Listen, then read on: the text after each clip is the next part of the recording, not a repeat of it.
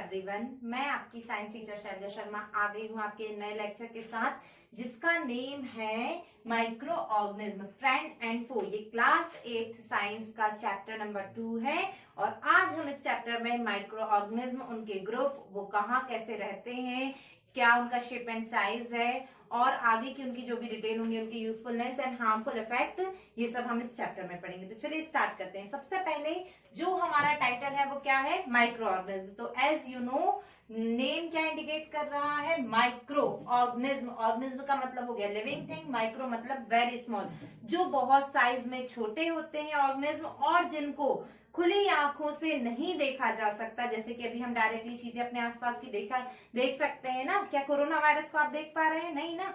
तो पहली चीज कि जिनको खुली आंखों से नहीं देखा जा सकता, जो साइज में बहुत छोटे होते हैं, उनको हम क्या कहते हैं, micro organism. Those organism which are very small in size and can not be seen with naked eyes is called micro organism. Okay, clear.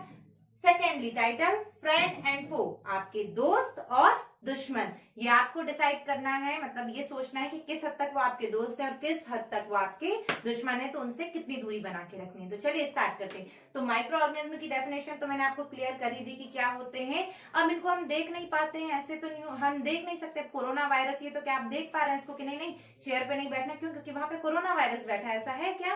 तो नहीं। सबसे पहले हम इनको देखने के किसकी हेल्प से देख सकते हैं, हम इनको देख सकते हैं माइक्रोस्कोप की हेल्प से। इसको हिंदी में बोलते हैं सूक्ष्मदर्शी।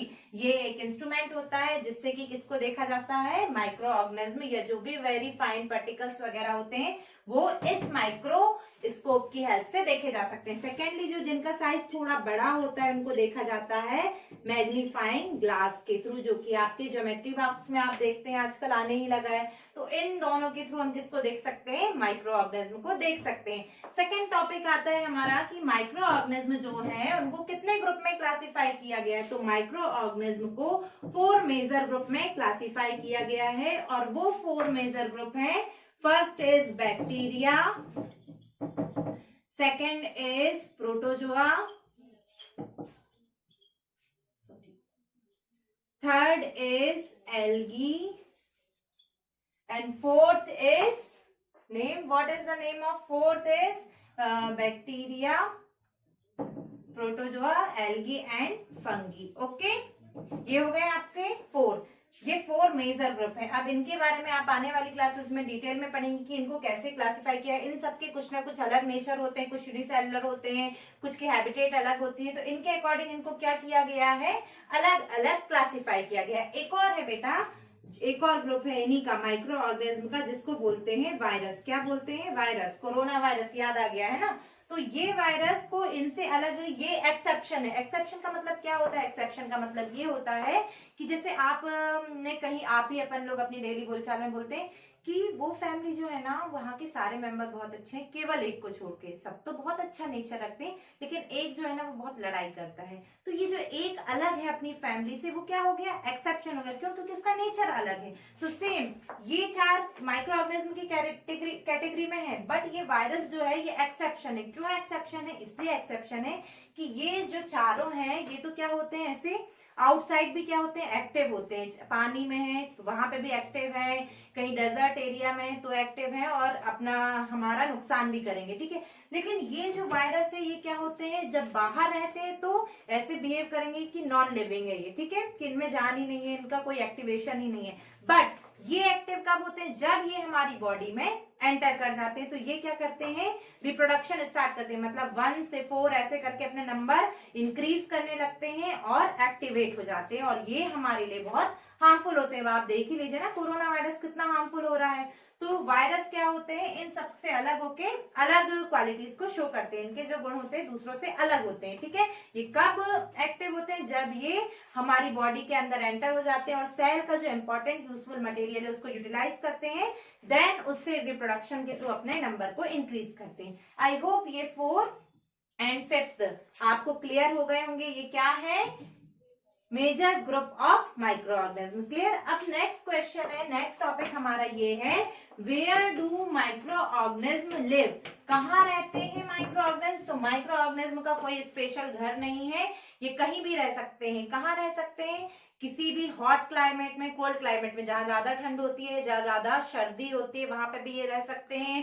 प्लस ये किसी ऐसे एरिया में भी रह सकते हैं जहां डेजर्ट एरिया हो या मार्शी, जहां ज्यादा बहुत पानी वगैरह भी है। तो ये हर कहीं, इनफैक्ट ये हमारी बॉडी में भी रह सकते हैं। कौन? Micro organism. तो इनका कोई स्पेशल ठिकाना नहीं है। आई होप आपने अपनी बुक का ये सेकंड टॉपिक भी क्लियर कर लिया होगा कि कहाँ रहते हैं। तो ये कहीं भी रह सकते हैं। कौन? Micro organism. ठीक है, नेक्स्ट टॉपिक हमारा आता है कि यूजफुलनेस, क्या कि ये हमारे लिए कितने यूजफुल हैं। तो कितने यूजफुल हैं और कितने हार्मफुल है, सबसे पहले इनका यूजफुल अपन देखते हैं कि कितने हैं। फर्स्ट देखते हैं हमारे ये फ्रेंड कितने हैं, ये बताते हैं हम। ठीक है, पहला ये है कि ये जो माइक्रो ऑर्गेनिज्म है ये क्या हेल्प करते हैं हमारी डेली लाइफ में। फर्स्ट ये है कि जो कर्ड आपने देखा है, दही, जो डेली अपने घर में अपन नॉर्मल यूज करते हैं, तो वो जो दही है वो दही कैसे बनता है, कर्ड कैसे बनता है, किस बैक्टीरिया के कारण बनता है?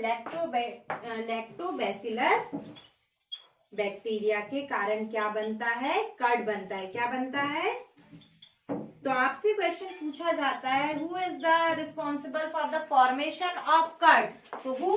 Lactobacillus bacteria is responsible for the formation of curd. ठीक है, आप देखते हो ना कि जैसे दूध का दही बनाना हो तो क्या करते हैं हम, उसमें थोड़ा सा दही डाल देते हैं। क्यों डाल देते हैं? इसलिए डाल देते हैं कि उससे क्या होगा कि वो जो लैक्टोबैसिलस बैक्टीरिया है वो क्या करेगा, अपने नंबर को इंक्रीज करेगा और फिर पूरे दूध को क्या कर देगा, खराब कर देगा, है ना। और फिर क्या बन जाएगा, उससे दही बन जाएगा। तो फर्स्ट यूजफुलनेस क्या हो गई कि ये हमारे लिए क्यों यूजफुल है, क्योंकि ये कर्ड का फॉर्मेशन करता है। सेकंड यूजफुलनेस क्या हो गई, चीज, केक और ढोकला, इडली वगैरह ये सब बनते हैं, ब्रेड वगैरह ये सब क्यों बनते हैं? ये सब इसलिए बनते हैं क्योंकि उनमें क्या होता है, ईस्ट बैक्टीरिया होता है। कौन सा बैक्टीरिया होता है?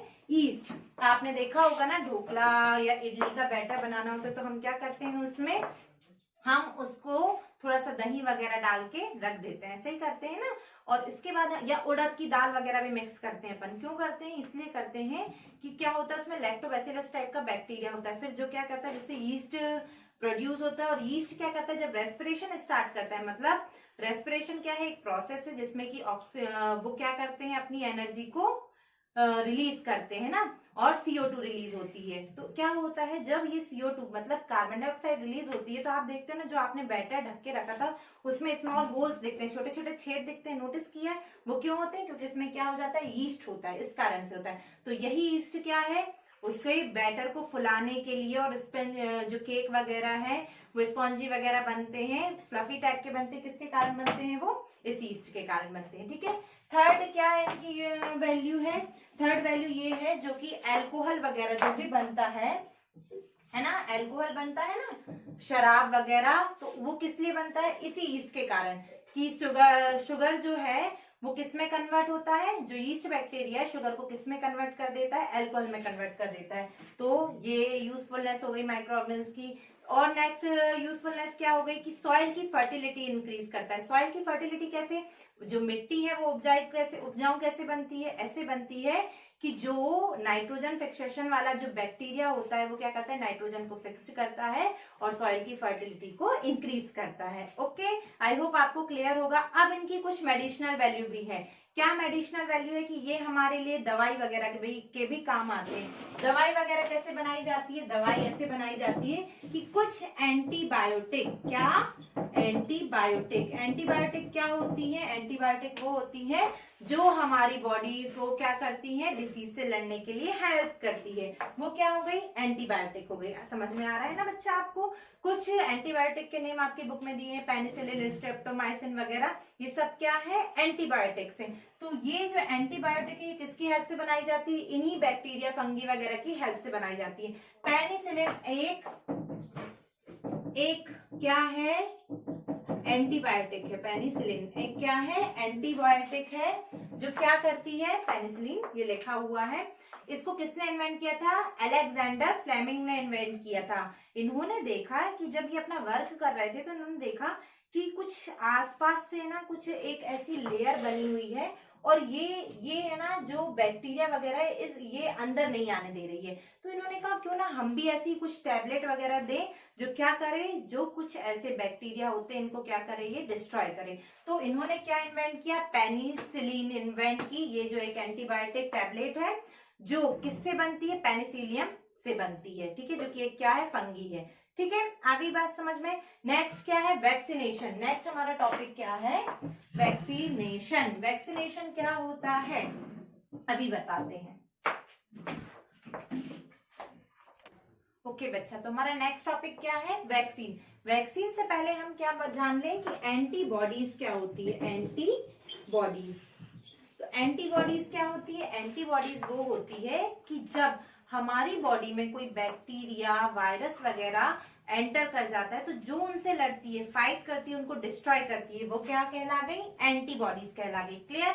तो क्या होता है, वैक्सीनेशन की जो वैक्सीन की प्रोसेस होती है ना, उसमें ये किया जाता है, सबसे पहले तो आप पूछना कि आपका टीका, टीका जानते हैं ना, आपको बचपन में लगा होगा। तो इस प्रोसेस में ये किया जाता है, क्या किया जाता है कि हमारी बॉडी में वीक या कैसे कमजोर या मरे हुए माइक्रो ऑर्गेनिज्म को क्या किया जाता है, एंटर कराया जाता है। अब जब वो बॉडी में एंटर कर गए तो किसने देखा उनको, कोई भी बुरी चीज हमारी बॉडी में एंटर कर रही है, कैसी है वो, बैक्टीरिया है या वायरस वगैरह है, जो भी है, लेकिन कैसा है, कमजोर है या मरा हुआ है।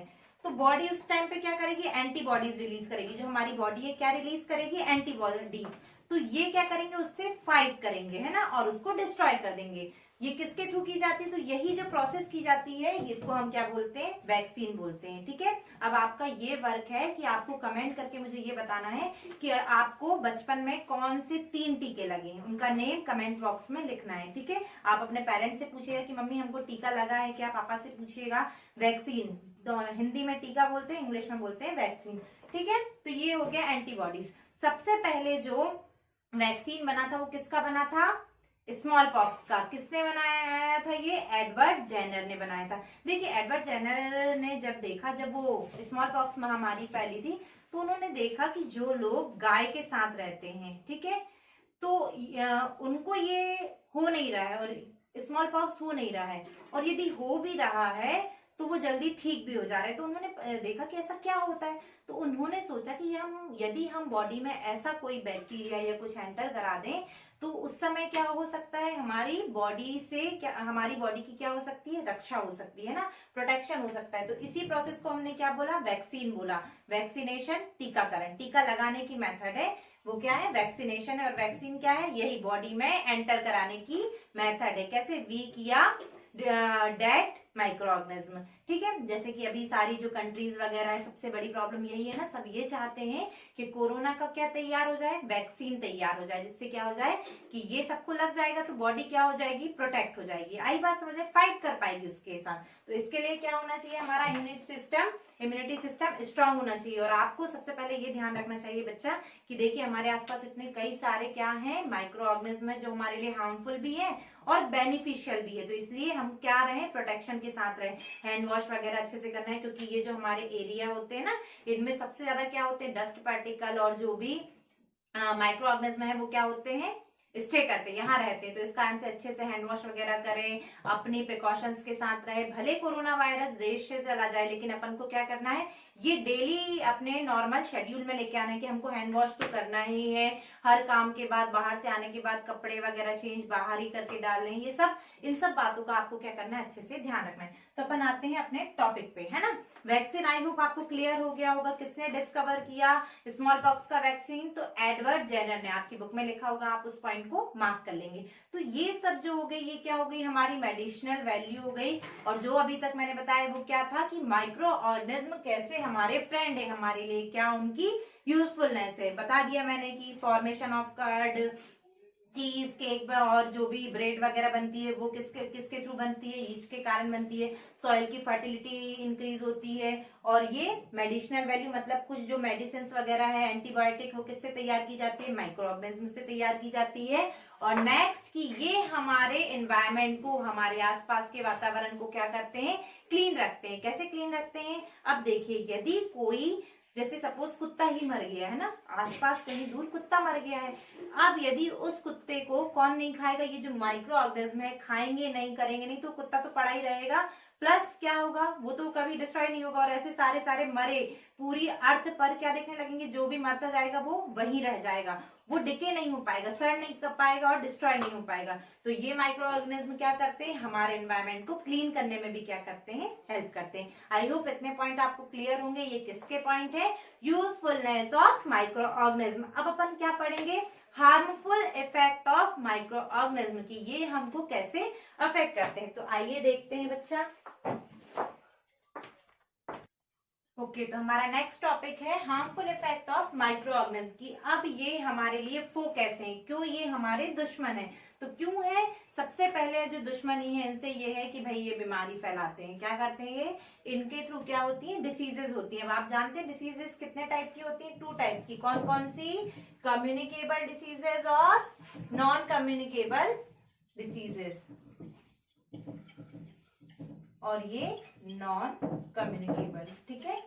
आगे बात समझ, कम्युनिकेबल का मीन आपको पता है, कम्युनिकेबल क्या होती है, वो डिसीज जो क्या करती है, इन्फेक्टेड पर्सन से हेल्दी पर्सन तक क्या होती है, फैल जाती है, उसको हम क्या बोलते हैं, कम्युनिकेबल। और नॉन कम्युनिकेबल कि जो स्प्रेड नहीं होती, जो फैलती नहीं है, तो द डिसीज। ओके तो कम्युनिकेबल डिसीज क्या हो गई कि जो इन्फेक्टेड पर्सन से जिसको हुई है उससे कहां तक पहुंच जाए, जो हेल्दी पर्सन को भी हो जाए, उसे अपन क्या कहेंगे, communicable disease. Those disease which spread from infected person to healthy person is called communicable. और ये जो कि कैन नॉट बी स्प्रेड, जो नहीं फैलती है, जैसे कि एग्जांपल अपन लेते हैं कि अपने घर में किसी को सर्दी हुई, सपोज मुझे ही सर्दी हो गई, तो यदि मेरे कांटेक्ट में जो रहेंगे, पता चले मैंने ऐसे ऐसे करके किसी को टच कर दिया, तो जो बैक्टीरिया वगैरह है वो क्या करेंगे, मेरे हाथ से लग के मैंने जिसको टच कर दिया उस तक पहुंच जाएंगे, और ऐसे करके पूरे घर को सर्दी हो जाएगी। तो ये जो डिसीज हो गई, ये कौन सी हो गई, कम्युनिकेबल हो गई। और नॉन कम्युनिकेबल जैसे कि आप किसी को क्या, किसी के पैर में दर्द है, तो जरूरी थोड़ा ना कि आपने उसके पैर को टच कर लिया तो वो आपको भी हो जाए, किसी को हार्ट अटैक है, किसी को ब्लड प्रेशर की प्रॉब्लम है, तो आप उससे आपको फैल जाए, ऐसा नहीं होगा ना। तो ये सब क्या हो गई, नॉन कम्युनिकेबल हो गई। आगे बात समझ में आपको। अब देखिए बेटा, जो क्या होता है कि ये जो डिसीजेज होती हैं, ये बैक्टीरिया के थ्रू भी हो सकती है और वायरस के थ्रू भी हो सकती है। तो आप देख लीजिएगा, आपकी बुक में पूरी टेबल बनी हुई, कौन बैक्टीरिया किसके लिए रिस्पॉन्सिबल है और वायरस किसके लिए रिस्पॉन्सिबल है। जैसे कि टाइफाइड वगैरह जो है, कोलेरा, मेजल्स वगैरह, ये किसके थ्रू होता है, बैक्टीरिया के थ्रू होता है। वायरस के थ्रू क्या होता है, पोलियो और चिकन पॉक्स वगैरह, ये किसके थ्रू होता है, वायरस के थ्रू होता है, ठीक है। अब है मॉस्किटो, आप जानते हैं ना मॉस्किटो, मॉस्किटो के काटने से क्या हो जाता है, मलेरिया हो जाता है। क्यों हो जाता है, क्योंकि मॉस्किटो जो होता है उसकी लार में क्या होता है, एक वायरस होता है जिसका नेम क्या होता है, फीमेल एनाफिलीज। वो क्या करता है, उसकी लार से जैसे ही हम पर आकर बैठा है ना, तो वो क्या करता है, हमारी बॉडी में इजेक्ट हो जाता है, अंदर चला जाता है, फिर क्या करता है, वहां अपना रिप्रोडक्शन करके अपने नंबर को बढ़ाता जाता है। आगे बात समझ में। डेंगू किसके कारण होता है, एडीज, फीमेल एडीज मॉस्किटो के बाइट करने से क्या होता है, क्या होता है, डेंगू होता है, ठीक है। ओके अब ये देखिए, ये जो डिसीजेस होती है किसमें हो रही है, ह्यूमन में हो रही है। ऐसे ही प्लांट को भी डिसीजेस होती है, जैसे साइट्रस कैंकर वगैरह, ये सब जो है ये किसकी डिसीजेस है, प्लांट की डिसीजेस है। भिंडी का पीलापन वगैरह, ये भी क्या होता है, बैक्टीरिया वायरस इनके कारण होता है। तो आप ये सब अच्छे से पढ़ लीजिएगा, ठीक है। अब नेक्स्ट टॉपिक है हमारा। ओके स्टूडेंट, तो क्या बताया मैंने आपको कि मॉस्किटो के बाइट करने से क्या होता है, मलेरिया होता है। कौन सी मॉस्किटो, एनाफिलीज मॉस्किटो के बाइट करने से क्या होता है, इस मॉस्किटो की लार में क्या होता है, कौन सा वायरस होता है, प्रोटोजोआ होता है, प्लाज्मोडियम, जो लार के थ्रू हमारी बॉडी में इंजेक्ट हो जाता है। और दूसरा है एडीज, जिसके काटने से क्या हो जाता है, डेंगू हो जाता है। ये भी क्या है, फीमेल एडीज है मॉस्किटो, ठीक है। अब नेक्स्ट हमारा क्या है, हार्मफुल इफेक्ट, ये है फूड पॉइजनिंग। फूड पॉइजनिंग कैसे होती है, जब हम खाने को लंबे समय तक रख देते हैं तो उसमें कौन ग्रो कर जाता है, कौन पैदा होने लगते हैं, माइक्रो ऑर्गेनिज्म। और वो माइक्रो ऑर्गेनिज्म कुछ टॉक्सिक सब्सटेंस क्या करते हैं, वो करते हैं, प्रोड्यूस करते हैं, ठीक है। प्रोड्यूस करने के बाद क्या करता है, वो हमारे खाने को क्या बना देते हैं, टॉक्सिक बना देते हैं। और यदि हमने वो खा लिया तो उसके बाद हमको क्या होने लगता है, वॉमिटिंग वगैरह की प्रॉब्लम होने लगती है। और इसे ही हम क्या कहते हैं, यदि हम डॉक्टर के पास गए तो डॉक्टर क्या बोलता है, फूड पॉइजनिंग हो गई। तो फूड पॉइजनिंग का रीजन क्या है कि फूड को लंबे समय तक रख देना या बासी खाना खाने के कारण क्या होता है, फूड में कुछ टॉक्सिक सब्सटेंस क्या हो जाते हैं, माइक्रो ऑर्गेनिज्म प्रोड्यूस कर देते हैं और जिसको हम खा लेते हैं तो हमको क्या हो जाती है, फूड पॉइजनिंग हो जाती है। आई थिंक ये फूड पॉइजनिंग आपको क्लियर होगा। तो क्या क्या इफेक्ट हो सकते हैं इनसे, क्या होती है, डिसीजेस होती है, which type of diseases, two non communicable and communicable. Food poisoning एक रीजन है इनका हार्मफुल इफेक्ट। नेक्स्ट ये है कि अब ये फूड जो है हम इसको खराब होने से कैसे बचाएं। तो आप बताइए कैसे बचा सकते हैं हम फूड के लिए कुछ प्रिजर्वेटिव्स यूज कर सकते हैं। फूड का प्रिजर्वेशन कैसे कर सकते हैं, फूड का प्रिजर्वेशन। ओके तो हमारा नेक्स्ट टॉपिक है फूड प्रिजर्वेशन, की हम फूड को प्रिजर्व करके कैसे सुरक्षित रख सकते हैं। तो हम क्या कर सकते हैं, हमारी फर्स्ट मेथड है केमिकल मेथड। हम क्या कर सकते हैं, कुछ प्रिजर्वेटिव। अब प्रिजर्वेटिव क्या होते हैं, प्रिजर्वेटिव वो कुछ सब्सटेंस होते हैं जो क्या करते हैं, जो माइक्रो ऑर्गेनिज्म है उनकी ग्रोथ को क्या करते हैं, रोकते हैं। उन्हें हम क्या बोलते हैं, प्रिजर्वेटिव बोलते हैं। तो प्रिजर्वेटिव क्या हो गए हमारे, salt, acid, sodium benzoate, sodium metabisulphite. आपने देखा होगा अचार वगैरह में मम्मी लोग नमक तेज कर देती, क्यों कर देती, इसलिए कर देती है कि जिससे अचार क्या ना हो, खराब ना हो। आई बात समझ में। कुछ अचार में जो मार्केट से अचार वगैरह आते हैं उनमें क्या डाला होता है, एसिड डाला होता है, एसिटिक एसिड वगैरह। जो जैम हम खाते हैं ना, किसान जैम वगैरह या जो भी जैम है, या स्क्वैश जो हम गर्मी के दिनों में जूस वगैरह यूज करते, तो उनमें किसका यूज किया जाता है, ये सोडियम मेटाबाइसल्फेट और सोडियम बेंजोएट का यूज किया जाता है। क्यों, ताकि उनमें कोई माइक्रो ऑर्गेनिज्म क्या ना हो, ग्रोथ ना करे और वो खराब ना हो, क्या, जो हमारा सब्सटेंस है, फूड सब्सटेंस है। ओके। सेकेंड है हमारा प्रिजर्वेशन बाय सॉल्ट। हम नमक तेज करके भी, नमक डालकर भी क्या कर सकते हैं, फूड को प्रिजर्व कर सकते हैं, जैसे कि मैंने अभी आपको अचार के लिए बताया। थर्ड है हमारा प्रिजर्वेशन बाय शुगर। क्या करते हैं, यदि हम शुगर वगैरह ऐड कर दे, जैसे जेली वगैरह जो बनती है, जो आप चॉकलेट वगैरह में भी जेली खाते हो ना, या जैम वगैरह, उसमें क्या किया जाता है, शुगर को मिक्स किया जाता है ज्यादा क्वांटिटी में, जो क्या करता है, उसका मॉइस्ट को क्या कर देता है, हटा देता है, रिड्यूस कर देता है, और जिससे क्या नहीं कर पाते, माइक्रो ऑर्गेनिज्म ग्रोथ नहीं कर पाते, है ना, उनको वो वैसा एनवायरमेंट नहीं मिल पाता ग्रोथ करने के लिए। नेक्स्ट है हमारा preservation by oil and vinegar. Oil and vinegar, अचार में तेल भी यूज किया जाता है ज्यादा, क्यों किया जाता है, इससे क्या नहीं होता, माइक्रो ऑर्गेनिज्म ग्रो नहीं करते। और विनेगर भी क्या है, विनेगर जो अपन घर में चाइनीज वगैरह में भी डालते हैं ना, एक एसिड, एसिटिक एसिड का ही ये विनेगर फॉर्म है।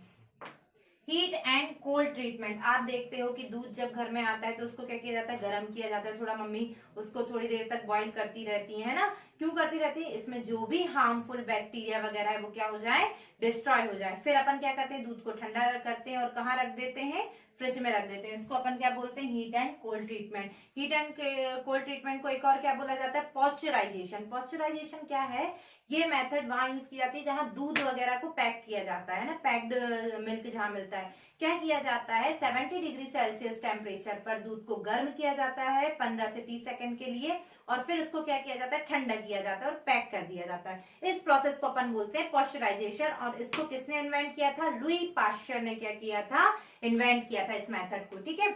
इसके बाद नेक्स्ट है स्टोरेज एंड पैकिंग। हम स्टोरेज एंड पैकिंग कैसे कर दें, हम उनकी स्टोरेज एंड पैकिंग ऐसे कर दें कि हम उनको कैसे कंटेनर में रखें, एयर टाइट कंटेनर में, जहां पे क्या ना हो पाए, एयर एंटर ना कर पाए। आप देखो ना, सलोनी वगैरह, नमकीन वगैरह जो भी बन के रखा जाता है, तो मम्मी लोग उसको खुले में नहीं रखती, प्लस वो लॉन्ग टाइम तक चलता भी और खराब भी नहीं होता। क्यों नहीं होता, इसलिए नहीं होता क्योंकि हम क्या करते हैं, उसको एयर टाइट कंटेनर में रख देते हैं, जिससे कि माइक्रो ऑर्गेनिज्म क्या नहीं कर पाते, ग्रो नहीं कर पाते। आई बात समझ में। वैसे ही वो तो ऑयली फूड है।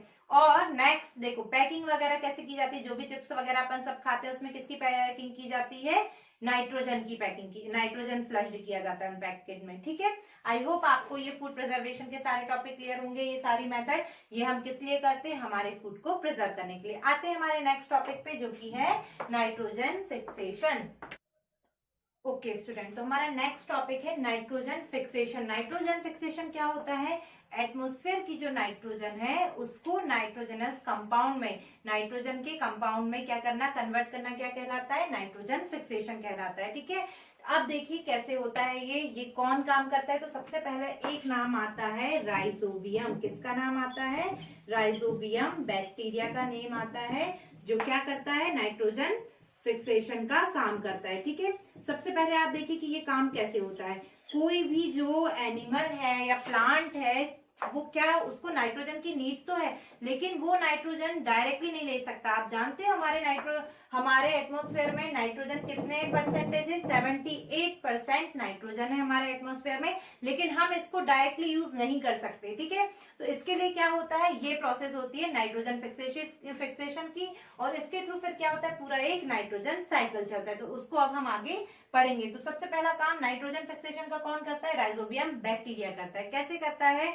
ऐसे करता है कि एटमॉस्फेयर की जो भी क्या है नाइट्रोजन है, वो किसने ली? जो लेगुमिनस जो प्लांट है, लेगुमिनस प्लांट का मीन होता है कैसे प्लांट? जिन दलहनी वाले प्लांट, जिन जैसे मटर का पौधा हो गया, चने वगैरह, इनके पौधे में क्या होते हैं? नोड्यूल्स पाए जाते हैं। और उन नोड्यूल्स में क्या होता है, ये देखो बताती हूँ, वेट। जैसे ये क्या है? प्लांट है ना, प्लांट पे मत जाइएगा अभी, जल्दी जल्दी में, ठीक है। अब क्या हुआ कि जो भी एटमॉस्फेयर की नाइट्रोजन है उसको कौन लेगा? ये जो प्लांट है इनमें कौन पाया जा रहा है? राइजोबियम बैक्टीरिया पाया जा रहा है। कौन सा बैक्टीरिया? Rhizobium bacteria. इसने क्या किया? इस एटमॉस्फेरिक नाइट्रोजन को लिया और किस में कन्वर्ट किया? जो आगे बैक्टीरिया थे उन्होंने कन्वर्ट किया अमोनिया में। किस में कन्वर्ट किया? अमोनिया। ये क्या नेम है? ये अमोनिया। ये आप देखोगे इस अमोनिया में कन्वर्ट किया। अब आगे और भी बैक्टीरिया है जो क्या काम करेंगे? इस अमोनिया को नाइट्रेट्स एंड नाइट्राइट्स में कन्वर्ट करेंगे, ठीक है। इतनी बात आपको समझ में आ रही? किस में कन्वर्ट करेंगे? अमोनिया को नाइट्रेट्स एंड नाइट्राइट्स में कन्वर्ट करेंगे। इतना काम कहाँ चल रहा है? ये रूट्स में चल रहा है। अब ये जो नाइट्राइट्स और नाइट्रेट्स बनेंगे, ये कौन लेगा? ये प्लांट यूज करेगा, ठीक है। इस प्लांट ने यूज कर लिया, ग्रोथ कर ली और स्टोर कर लिया अपने लीफ वगैरह, फ्लावर्स वगैरह इसमें, ठीक है। अब इसके बाद सपोज कोई गाय आई, ठीक है, काऊ वगैरह आई, या हम ही आए, हमने क्या किया? इसका फ्रूट लेके खा लिया, या काऊ आई और उसने खा लिया, ठीक है। क्या खा लिया? इसकी लीफ वगैरह या फ्लावर वगैरह जो भी। तो अब जो वो नाइट्राइट्स और नाइट्रेट्स थे वो किस में चले गए? किस में चले गए? काऊ में चले गए, है ना। अब उस काऊ ने क्या किया? उसका जो खाना था डाइजेस्ट हुआ। डाइजेस्ट होने के बाद जो अपना वेस्ट मटेरियल उसने निकाला, एक्सक्रीट किया, वो कहाँ? नीचे गिरा हुआ है ना। अब ये नीचे गिर के क्या हुआ? डिकम्पोज हुआ, खराब होना स्टार्ट हुआ। बैक्टीरिया ने फिर से प्रोसेस की और फिर से किस में कन्वर्ट होना स्टार्ट हुआ? ये किस में कन्वर्ट हुआ? अभी नाइट्राइट्स किस में कन्वर्ट होंगे? फिर से अमोनिया में कन्वर्ट होंगे, और अमोनिया में कन्वर्ट होने के बाद ये किस में चले जाएंगे? फिर से गैसियस फॉर्म में। कहाँ चले जाएंगे? नाइट्रोजन में। तो ये पूरा ऐसा साइकिल चलता रहता है, ये प्रोसेस चलती रहती है कि किसने कहाँ से लिया, किसने कहाँ कन्वर्ट किया, और वापस से जितनी वो है नाइट्रोजन हमारे एटमॉस्फेयर में कितनी बनी रहेगी? 78% बनी रहेगी। देखिए लाइटनिंग वगैरह होती है तब भी क्या होता है? अमोनिया फॉर्म होती है, और जिससे फिर उसको किसमें कन्वर्ट किया जाता है? नाइट्राइट्स वगैरह में, और फिर वो प्लांट वगैरह ले लेते हैं। तो इससे क्या होता है? हमारे जो एटमॉस्फेयर है उसमें क्या बनी रहती है? क्या बनी रहती है? नाइट्रोजन फिक्स्ड 78% बनी रहती है। ओके स्टूडेंट, तो यहाँ आपका चैप्टर क्या होता है? कंप्लीट होता है। Thank you for watching. और अब आता है आज के वीडियो का क्वेश्चन सेशन। तो फर्स्ट क्वेश्चन ये है, who discovered the vaccine of small pox? Okay, first question ये है कि स्मॉल पॉक्स का वैक्सीन किसने तैयार किया था, ठीक है, किसने इन्वेंट किया था। सेकेंड क्वेश्चन ये है कि कर्ड का फॉर्मेशन किस बैक्टीरिया के कारण होता है। थर्ड क्वेश्चन ये है, लेगुमिनस प्लांट, दलहनी जो पौधे होते हैं, चने मटर वगैरह, इनके रूट में कौन सा बैक्टीरिया पाया जाता है। ओके, बाय बाय, मिलते हैं नेक्स्ट वीडियो में।